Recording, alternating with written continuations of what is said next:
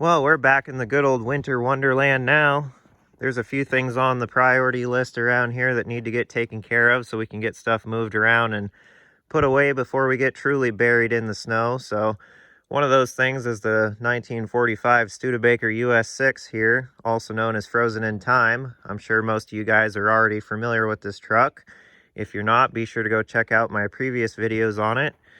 But anyway, she started acting up over the summer, not wanting to run right, and I thought it might have just been bad gas or rainwater getting in the boat tank there, which very well could have been, but it seems to me like it's having some carburetor troubles. It's only wanting to run on full choke, and it has progressively gotten worse. And yeah, I mean, it barely wants to stay running. You have to physically hold the choke cable all the way out or it will just immediately die. So I got a rebuild kit here for the carb. We're going to fire this thing up, take it down to the shop, rip the carburetor off and tear that down and throw a rebuild kit on it. And I think that'll take care of all of our issues with it.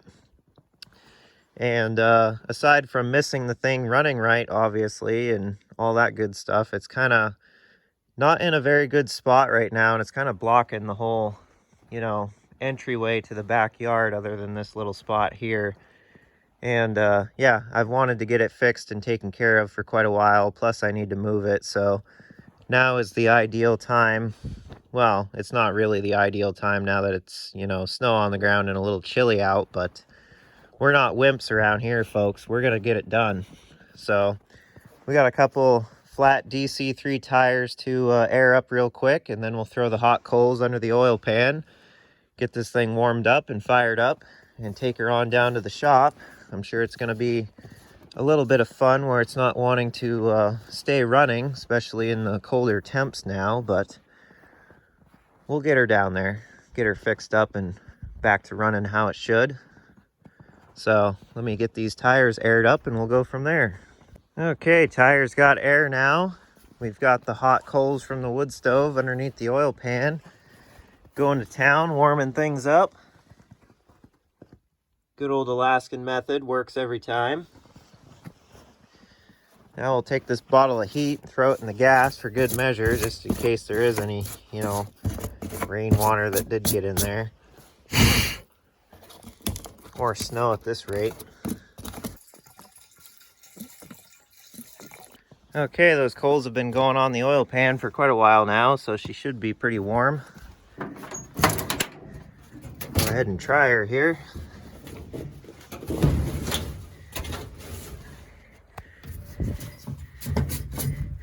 Hot commodities. Gear oil's nice and thick, just how we like it.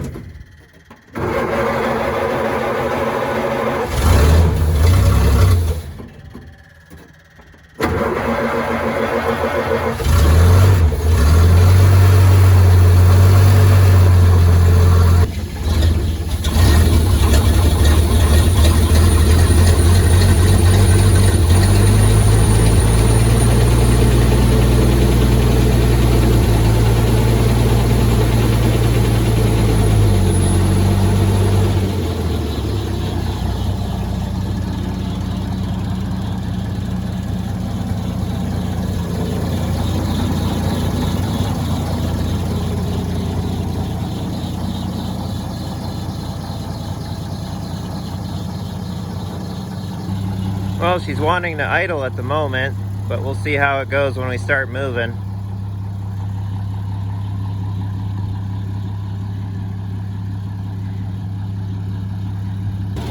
Alright, she's warmed up now. Surprisingly idling. Oh, make it rain.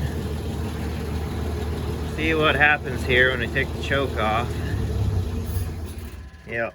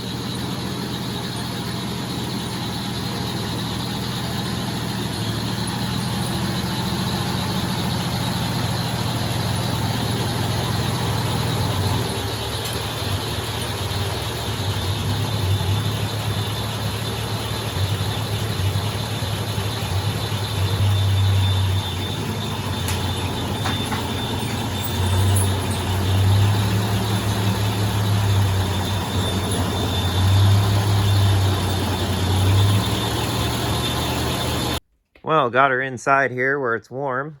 Ended up treating it like a piece of equipment and brought it in on some wood slabs on the floor. It's pretty heavy back here, plus the chains bite into the ground pretty good, so to keep from tearing up the concrete, we did that. Seemed to work out pretty good. So we'll get the tools out and get this carburetor off the old Hercules and tear it down and see what we find. Throw a rebuild kit in it. She ought to be good to go after that.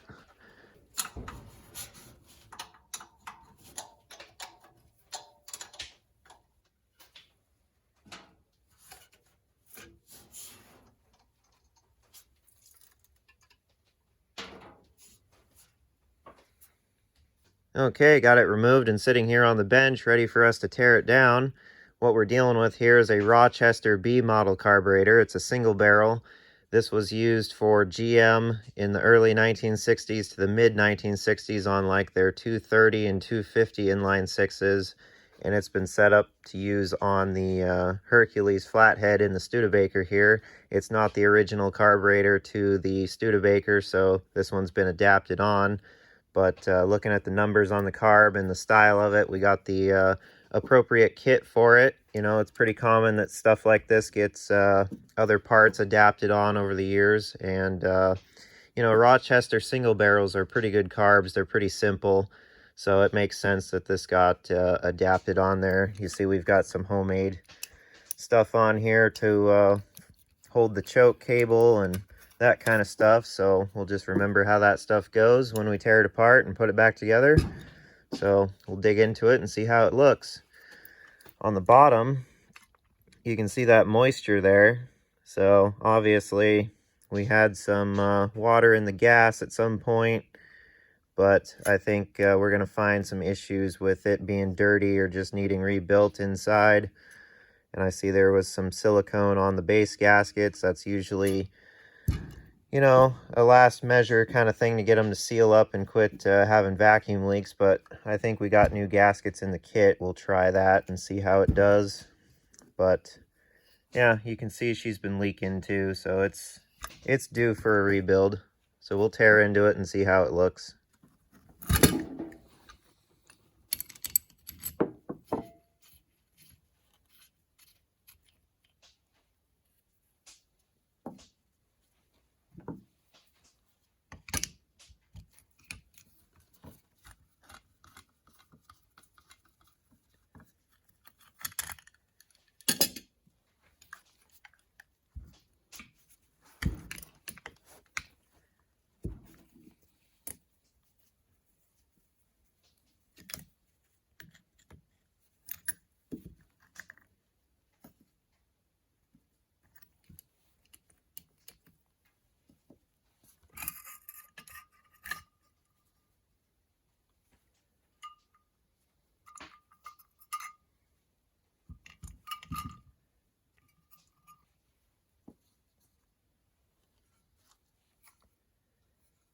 Oh yeah, there's a nice amount of junk in there. Look at all that.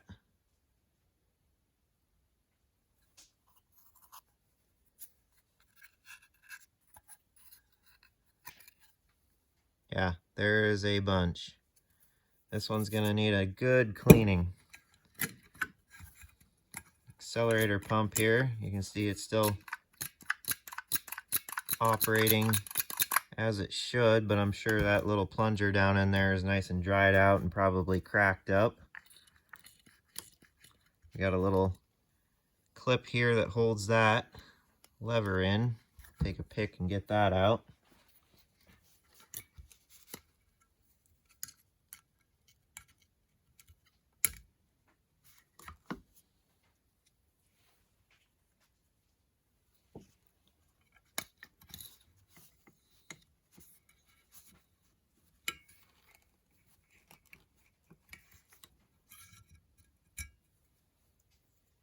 Right there actually looks fairly new, like this has been done at one point before, or at least this accelerator pump's been replaced.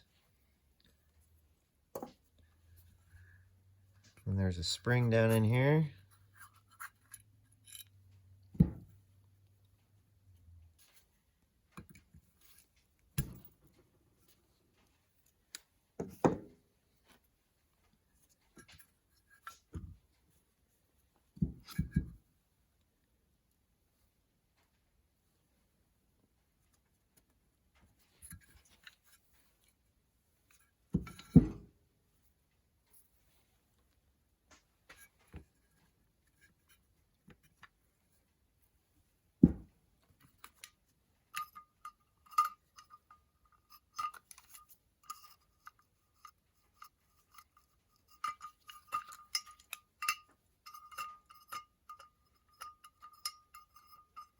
Needle still moves into the seat, doesn't seem to be, oh, it sticks a little bit.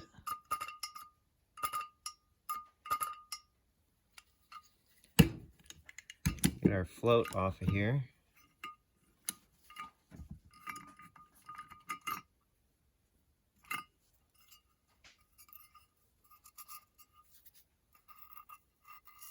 Float's kind of crusty. Junk on it.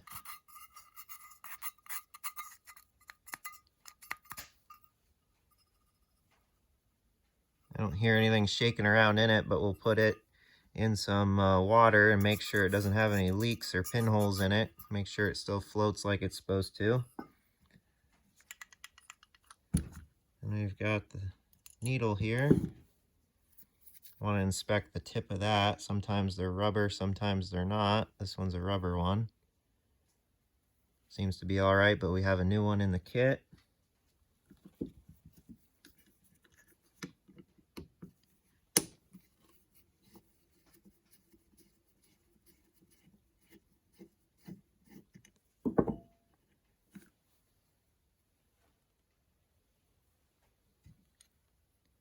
Our jet's not plugged up. Something else you pay attention to. Sometimes there will be debris in there, which I'm surprised there's not with how much junk is in here.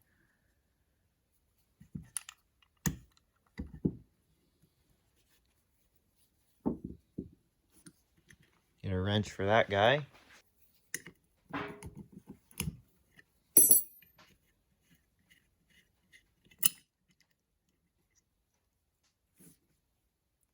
Spring. And another little check ball.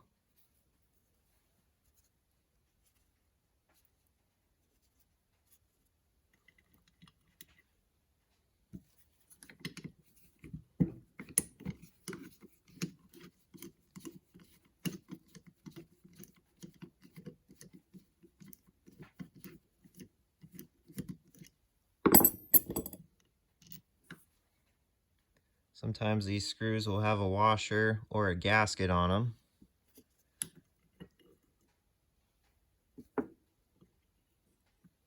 Another spring.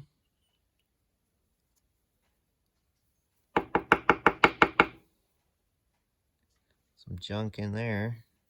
Nice and dirty.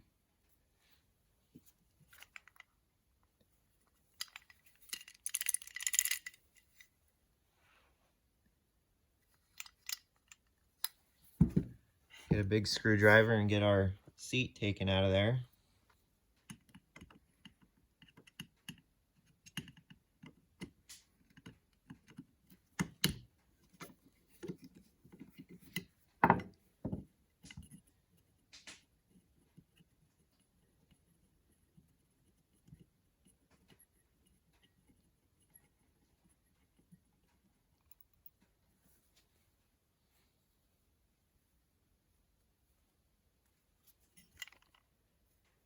And there is a gasket slash washer on that. I'm gonna fish out of there. Make sure a new one goes on the new seat. That's our fuel inlet there. Comes through, goes to the seat, and then the needle, as the float operates, it meters the inlet of fuel. So when the float comes up, when your bowl is full, that needle goes down into the seat, shuts off the fuel supply until it uses what's in the bowl, and then the float will drop, let in more fuel, and keep operating in that procedure. And that's how it controls your fuel into your carburetor. Got a chunk of the gasket still on here that we need to get off and clean up this surface nice and good. Now if we take the rest of the inlet apart, we'll be able to see if there's any debris in there, which it looks like there might be.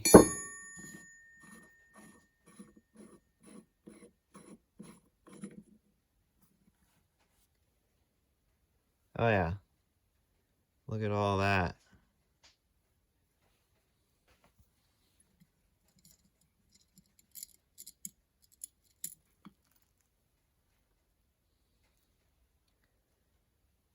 Nice and crusty.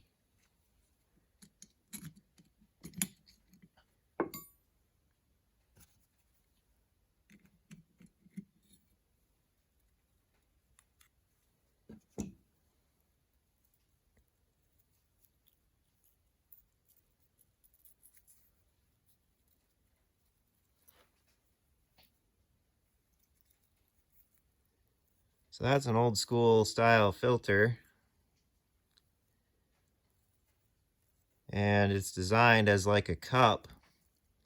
So you've got your inner piece, and it lets fuel in right there. All the fuel goes in, builds up inside this cup, and filters through this inner piece. And then the way that it's designed like a cup, all the debris gets trapped in there, but it still lets fuel through. So that's pretty cool. That's an old school kind of filter system, but you can see here, we've got all kinds of junk in there, and that is not what you want for a clean fuel supply, for sure. So I would say that is the brunt of our problem in runnability, and it not getting enough fuel is all this being plugged up. Okay, now that we've got her all torn down here, we see our obvious problems. I would say that would restrict fuel just a little bit. Being nice and dirty like that, not being able to go through our filter all that well. I wonder if there's one of these in the kit. If not, we'll have to try and clean this up and reuse it. But that's pretty neat the way that works. But just horrible dirty. So go through everything, get stuff soaking, get it all cleaned up, and all this junk scraped out of here and removed. And we'll start assembling it again, but gonna be a little bit of time cleaning things up, and we'll check back in after all that good stuff. Well, after a bunch of cleaning, everything looks pretty dang good now.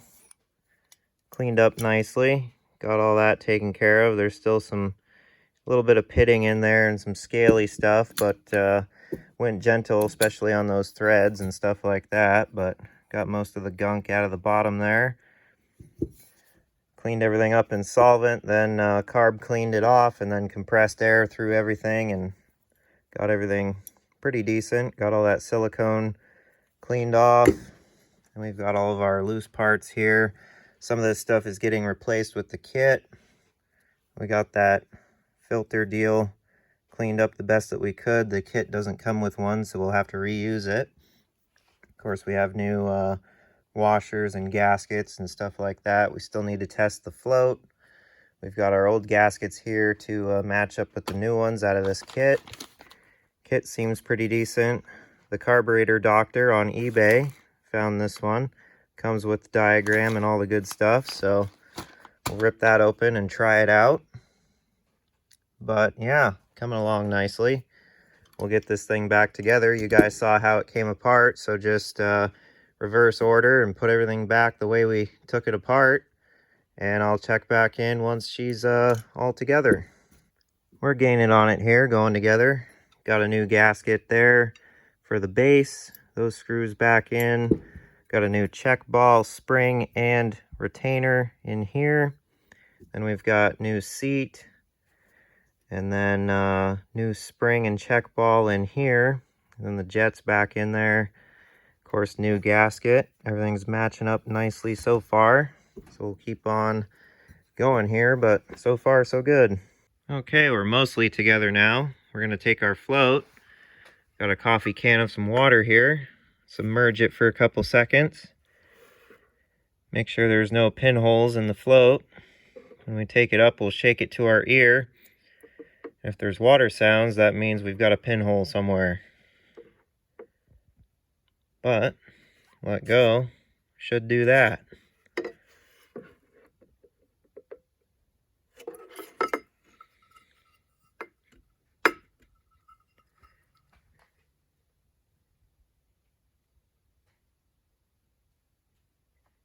I don't hear anything, so we'll dry that off and run it. Well, there she is, all wrapped up. Turned out pretty decent. Looks a lot better.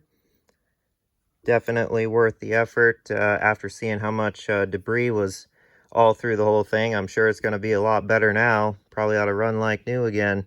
I've got an air filter on order on the way for it, so we can get this covered up so it doesn't suck in a bunch of debris and you know, wreck the job we just did, protect the motor some and all that good stuff. So now that she's all buttoned back up, ready to go back on, we'll use our new base gaskets and get that taken care of and get it all hooked back up and see how she does. Okay, it's all reinstalled. Everything's hooked back up, ready to go. I cleaned up the old school governor and replaced the gaskets between it and the carburetor, so we should be set there. And also put a new fuel filter on the line coming in, so that'll keep any junk from the tank from going into the carb now. So we just need our air filter on there and we should be ready to roll. But for now, I think we're all set to test fire this thing and see how she does.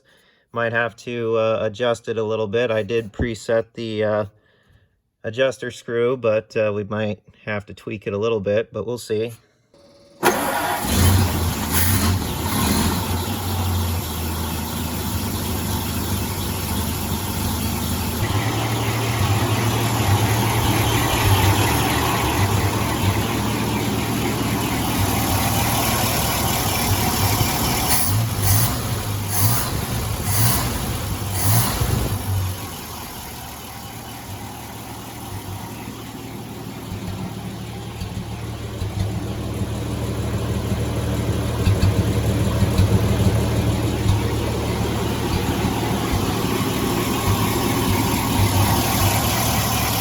Well, I think I've got her adjusted here right where it's happy. Seems to be running all right.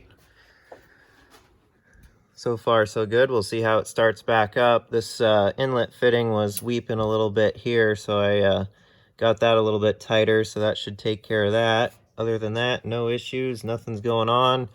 Doesn't appear that we have any vacuum leaks around the base, spraying it with carb cleaner. So I think we're pretty well good here. We'll see how she starts back up.